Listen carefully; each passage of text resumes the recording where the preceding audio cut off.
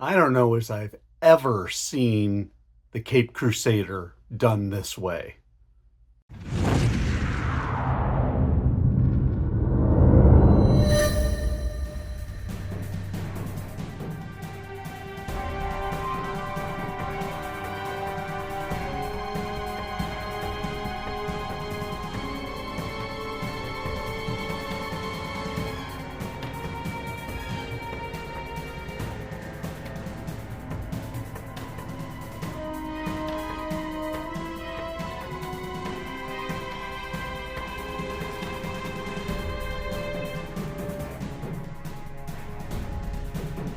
And hello everyone, it's Tom, it's FANzine Live, and we are doing a world zine to pick this up in Vienna, Austria at Bilderbox, which, as we've discussed in the past, is really more of a graphic novel store. This is Dream of the Bat, and it is published by the Mansion Press in Paris, France.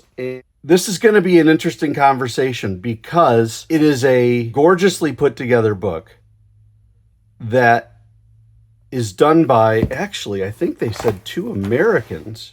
Yeah, Josh Simmons from Connecticut and Patrick Daniel Keck from North Dakota. These guys have done a version of the Cape Crusader character that I have never seen before.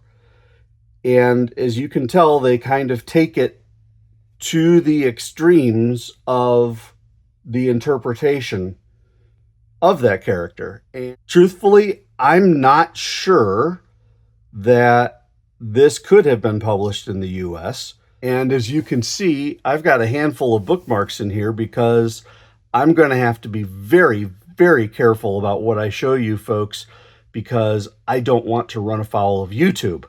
That said, there's actually a lot of artistic merit to what they are doing with the character. First and foremost, as you can see, you've got the Batman character on the front here, and you've got the Joker character down below. A whole lot of this is related to the intertwined relationship of the two characters.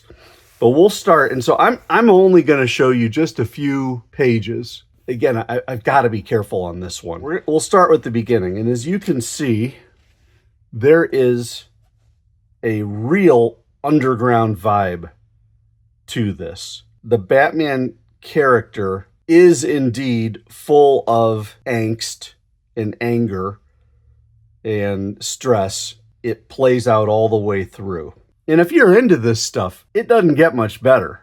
I mean, this is a fantastic book if you are into taking human behaviors all the way up to 11 and seeing where it takes you. Simmons and Keck do a fantastic job at telling their story. It's just a story that, truthfully, I'm not used to seeing told. So Dream of the Bat. They do some real nice stuff artistically. I mean, that's a gorgeous cityscape theme. And I'll show you a few more pages of this. And of course, there's some humor, you know, Batman flapping himself into a wall and, you know, climbing up. And it looks like, I'm guessing the Joker's... Nope, that's not the Joker. Oh, this is the one where he runs into the Catwoman. And they have this discussion about their relationship. It's actually kind of good. It's a good discussion where the Catwoman is suggesting that she's had a crush on Batman, and more or less the Batman can't get over the fact that he is the Batman and he won't change.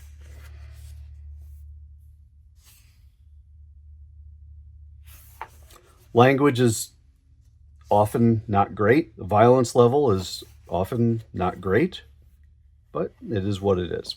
Okay, the next piece is called Twilight of the Bat. And on this one, we're just going to jump straight out to here. As you can see, we've got ourselves a senior citizen level Batman. And in this one, they're actually talking about the whole notion of Batman as a fascist, which is the interpretation of Frank Miller's Dark Knight Returns Batman. And he's having this conversation with the Joker character. And of course, they do it as a couple old homeless guys. And in the end, it just says, you know, don't go, I don't want to be alone. I mean, they've got a symbiotic relationship. Okay, the next one is called The Birth of the Bat. And this one I wanted to show you. They do have some funny, cartoony type action sequences. And this one, the penguin, if I recall correctly, has costumed himself as Alfred. But they do some fun stuff.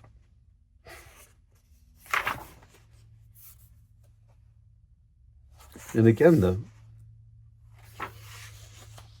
the establishing shots are really, really good. You know, the decaying Wayne Manor. I mean, that's really nice stuff. There's a bit where he has his discussion with his Boy Wonder character, and he could be dying, he could be hallucinating. But basically, it starts getting into this real existential conversation. The Robin character is angel, devil type character who kind of takes him through the other world. And again, it's messy. So this, in the end, in the back, is called The Mark of the Bat. And these are a bunch of, well, there are some process pages, obviously, some logos, but you can also see just kind of some of the craziness that is this book. And again, art's great. It's just extremely underground, extremely different than what I'm used to seeing. And I can only go so deep into this. They were kind enough to segregate their truly adult stuff from the back, or in the back. So I'm going to take it for a little while, but I am going to have to stop. I kind of like the art. I mean, that's a nice looking piece. Dream of the Bat. Never seen anything like it. Bought it sight unseen. I mean, I looked at the cover and I said, wow, this is a crazy looking cover. That's Batman. Let's take a look at how the Euros do Batman. Well, they do it very differently, my friends. World Zines, FANzine Live, Dream of the Bat, coming to you from a French publisher working out of Bilderbox in Vienna. It's really something. Thanks for watching, everybody. Hope you enjoyed this, and why don't you offer some comments? You never know what you're going to find. And don't forget to subscribe and tell your friends about FANzine Live. Thanks for watching, everybody. I will catch you next time.